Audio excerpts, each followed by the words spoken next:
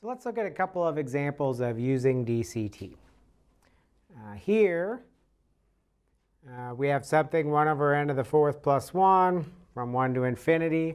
Again, as we're going through series, think in terms of strategy. We're kind of building up a list of possible approaches, and we need to get good at spotting when to use them. So let's think about what we know already. We know about geometric series. That does not look geometric. Remember, geometric is a constant to the n, essentially.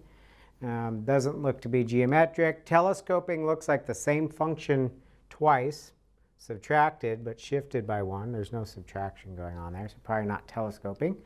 We learned about the nth term test. Well, if you look at these terms, they're clearly going to 0. That bottom's just growing and growing. 1 is fixed, so nth term test is going to be inconclusive. Integral test. Now we could possibly do integral test because the function 1 over x to the 4th plus 1 is positive, decreasing, continuous. But we'd have to figure out how to integrate 1 over x to the 4th plus 1, which I'm not sure if we know how to do that. But it's very, very close to being a p-series, right? It's not a p-series, but it's just off by a smidge there. So when you see something that looks almost like something you could deal with, but it's just shifted a little bit, then DCT is probably the way to go, or LCT, which we'll look at in a minute. So yeah, this is very, very close to being 1 over n to the 4th. And how does it relate? Adding that 1 makes the denominator just a little bit bigger, meaning that it's just a little bit smaller than 1 over n to the 4th, right? And those terms are all greater than or equal to 0. So I'm just stating the inequality, right? Remember, we need our terms need to be non-negative. So these guys are non-negative. That's why I put the 0 there. So I want to see you say that, so you understand that we can only do DCT on stuff that is non-negative. And then this is showing the inequality as far as what I'm going to compare with. Okay. But this is a p-series, and we know that the series of 1 over n to the 4th converges.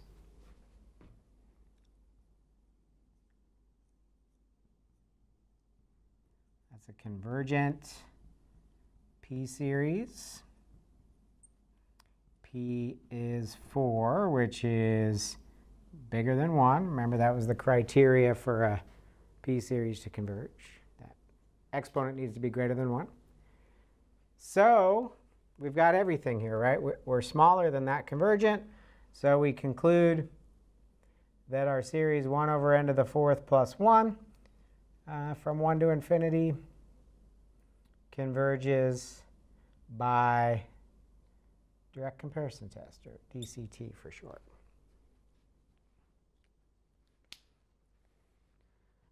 So now you see what I mean about typically you'll compare with a p-series just because it's nice and easy. The reason I can do a p-series here is this is very close to being a p-series, so it's very obvious that this inequality holds. If this was some completely different looking function, say tan inverse, I don't know how it relates to that p-series, so I wouldn't be doing this comparison. But you're looking at something that's very, very close to that, so the inequality is obvious. Okay, let's look at this example over here, 1 over n 2 to the n. So your first idea might be, after having seen that one, that this has a p-series in it, right? 1 over n is a p-series. It's just got a little bit extra there. So your first thought might be, well, let me compare with 1 over n. And by multiplying this 2 to the n is a number bigger than 1, so it's going to make this denominator bigger, making this smaller than 1 over n, right? When I multiply by this number here, this makes this denominator even larger. So that's smaller than that. And so we've got the inequality, right? Those are non-negative terms. We've compared it with a p-series. But here's the problem. That's a divergent p-series. And being smaller than a divergent doesn't tell us anything. So this is going to be inconclusive. This is no good as far as DCT is concerned. But I mentioned previously that besides p-series, another easy thing to compare with is geometric. So yes, there is a p-series in here, but there's also, that's a geometric series, right? Multiplying by that n makes this a little bit smaller than, so let's ditch that. What about arguing this?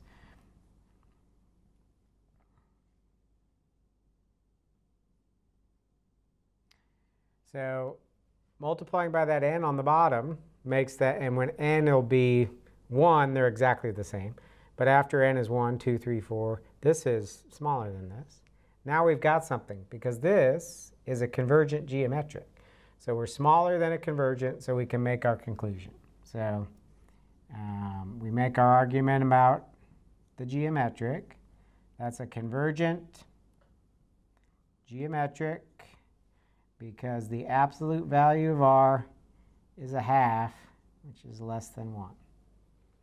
Right, r was a half in this case. So now we have what we want. We've got non-negative terms. This is smaller than a convergent, so